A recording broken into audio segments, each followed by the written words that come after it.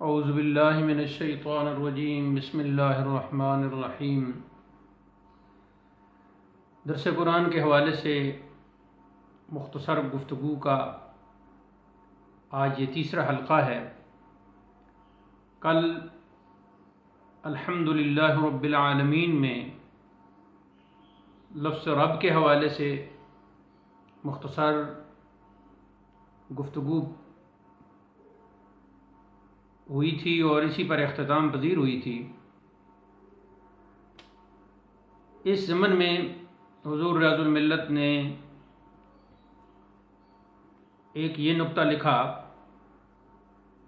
کہ لفظ رب قرآن مجید میں کئی مرتبہ آیا ہے اور ربوبیت کا مسئلہ بہت بڑی اہمیت کا حامل ہے۔ تو اس ضمن میں لکھا کہ قبر میں بھی جو 3 سوال ہوں گے تو اس میں پہلا سوال رب کے متعلق ہی ہوگا۔ چنانچہ فرماتے ہیں کہ ہر مرنے والے سے 3 سوالات ہوتے ہیں۔ نمبر 1، مر ربو کا، تیرا رب کون ہے؟ اور سب سے پہلی وحی میں بھی اقرا بسم ربک، یہاں بھی رب کا لفظ آیا ہے۔ اور نماز میں سورہ فاتحہ اور تسبیحات، رکوع سجود میں عام نمازی کم از کم 720 دفعہ اپنے رب کی ربوبیت کا اقرار کرتا ہے۔ نیز دنیا کے دیگر مقامات کو چھوڑیے، خود اہل جنت کا آخری وظیفہ بھی وآخر دعواہم ان الحمد للہ رب العالمین، یہ سورہ یونس کی آیت ہے، تو اس میں بھی رب کا لفظ استعمال ہوا۔ دوسرا سوال جو قبر میں ہوگا وہ ما دینوں کا، تیرا دین کیا ہے؟ اور تیسرا ما ھذا الرجل، یہ شان والا آدمی کون ہے؟ تو آگے حضرت فرماتے ہیں کہ خدا کرے رب کو ماننے والے آخری سوال کے جواب میں کامیاب ہو جائیں، اسی میں نجات ہے۔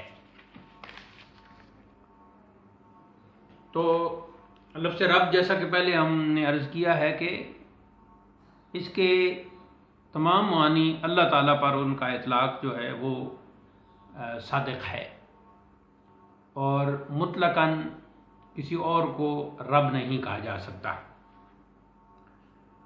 اگلی آیت کریمہ مالک یوم الدین،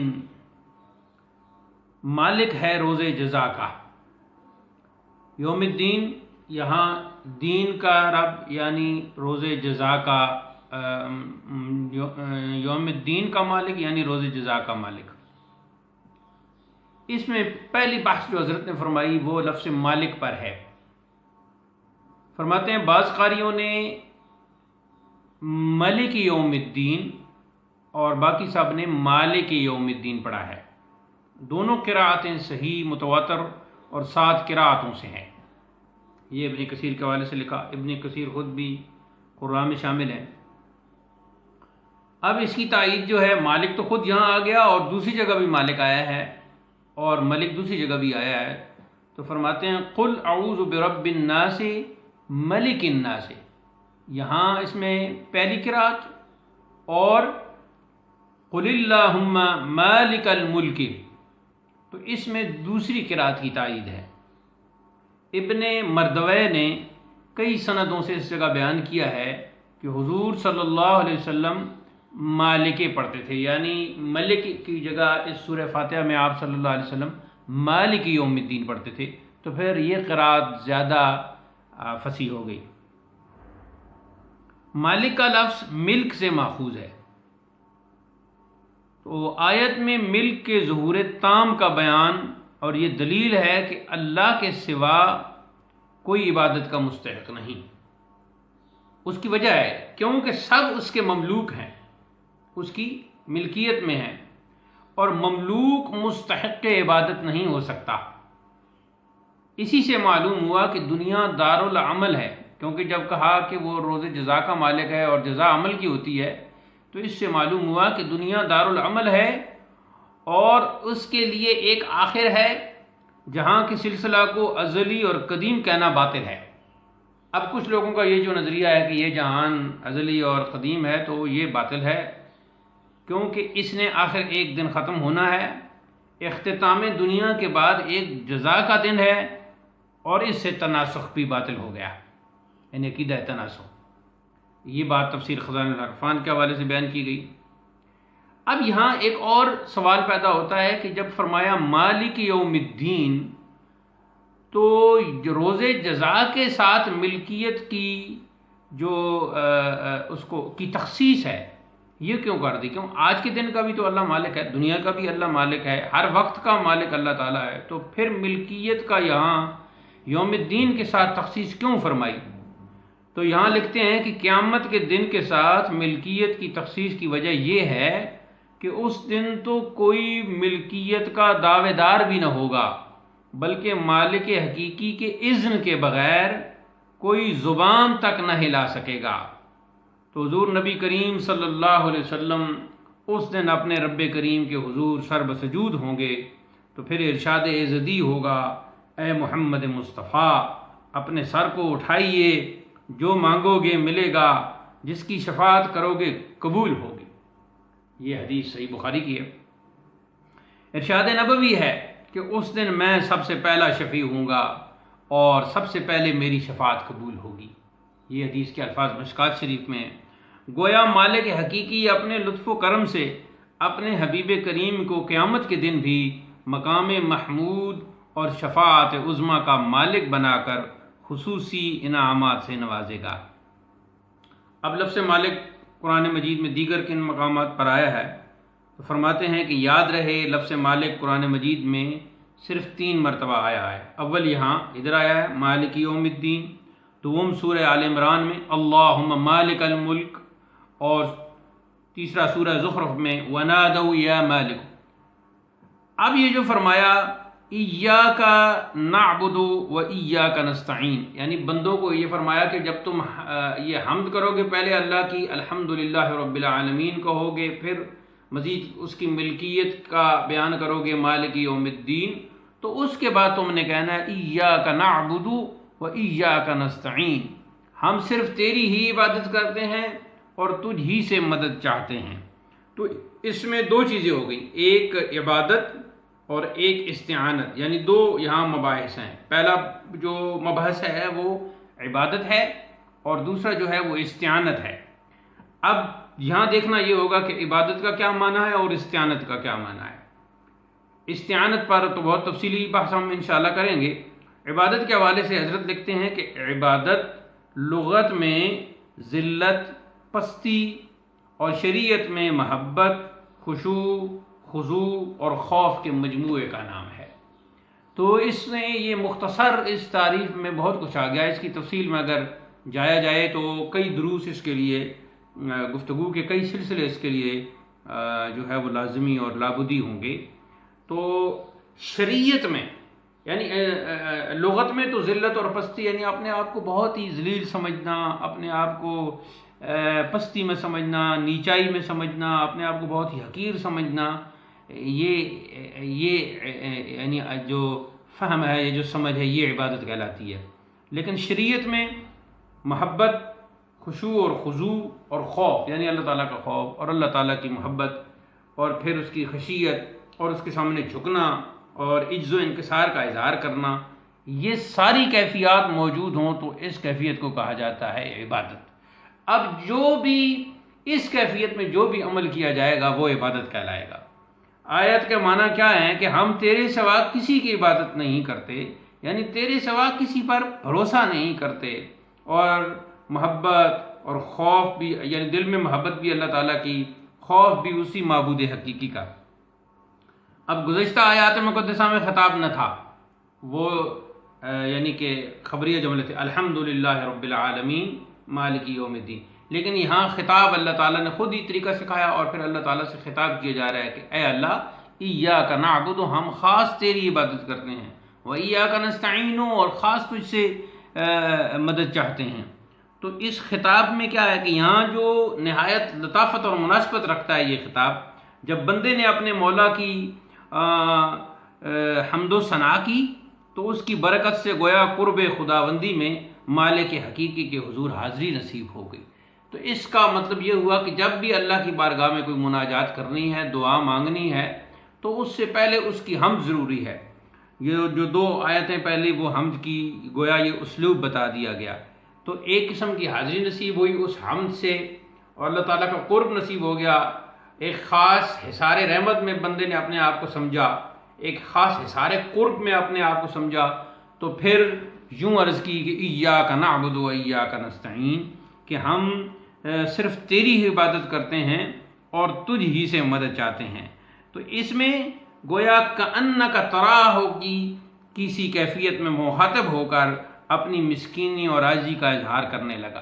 یہ جو حضرت نے فرمایا کأنک تراہ، یہ حدیث کے الفاظ ہیں، مشہور حدیث جبریل کے، کہ جب احسان کے بارے میں آپ صلی اللہ علیہ وسلم نے بتایا تھا کہ احسان یہ ہے کہ تو اللہ تعالیٰ کی ان تعبد اللہ کأنک تراہ، تو اللہ تعالیٰ کی عبادت ایسے کرے جیسا کہ تو اسے دیکھ رہا ہے۔ تو یہ اس حدیث کی تلمیح ہے، حدیث جبریل کی، تو وہاں سے کأنک تراہ کے الفاظ حضرت نے لیے کہ گویا کہ تو اسے دیکھ رہا ہے، اور پھر اس حالت میں اپنی مسکینی اور عاجزی کا اظہار کر کے مولا ہم تیرے محتاج اور عاجز بندے ہیں، صرف تجھی معبود برحق مانتے ہیں۔ اس سے پہلے جو تمام جملوں میں وہاں تو خبر تھی الحمدللہ رب العالمین اور مالک یوم الدین، ان دونوں میں خبر تھی، لیکن یہاں خطاب ہے۔ اللہ کریم نے اپنی بہترین صفات پر جن الفاظ کے ساتھ اپنی ثنا خود کی تھی، انہی کے ساتھ اپنے بندوں کو بھی ثنا بیان کرنے کا ارشاد فرمایا، اور حضرت فرماتے ہیں کہ یہ کتنا بڑا اعزاز ہے، نیز اپنی ذات و صفات کے ذکر کے بعد ایاک نعبد فرمانا گویا اس طرف بھی اشارہ ہے کہ اعتقاد عمل پر مقدم ہے اور عبادت کی مقبولیت عقیدے کی صحت پر موقوف ہے، یعنی اگر عقیدہ درست نہیں ہے تو پھر وہ عبادت بھی درست نہیں ہے۔ نعبدو میں اب اگلی جو یہاں نقطہ ہے وہ یہ ہے کہ جب ایک بندہ کہہ رہا ہوتا ہے تو اسے تو یوں کہنا چاہیے کہ میں خاص تیری عبادت کرتا ہوں، تو پھر عربی میں ہوگا ایاک اعبدو، میں خاص تیری عبادت کرتا ہوں، جبکہ یہاں ہے نعبدو، جمع کا صیغہ استعمال ہوا ہے۔ تو نعبدو کی جمع فرمانے میں یہاں کیا حکمت ہے؟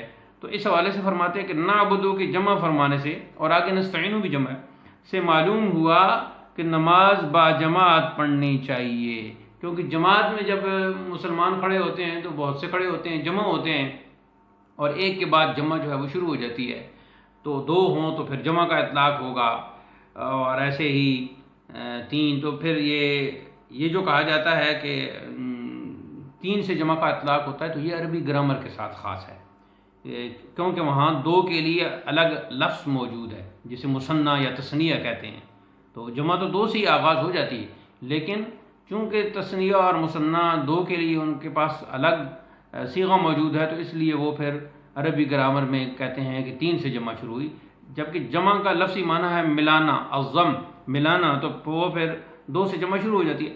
تو 2 ہوں یا 3 آدمی ہوں تو وہ چونکہ جماعت میں ہیں، تو اس لیے پھر یہاں جمع کا صیغہ استعمال ہوا، اور یہاں سے جماعت اشارۃ النص سے یہاں جماعت کا بھی وہ ثابت ہو گیا۔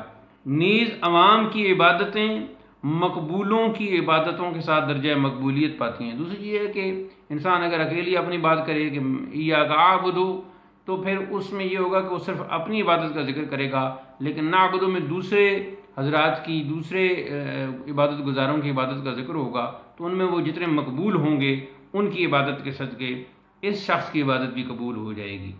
ایاک مفعول کو نعبدو سے مقدم کرنے میں شرکت سے بیزاری واضح ہو گئی ہے۔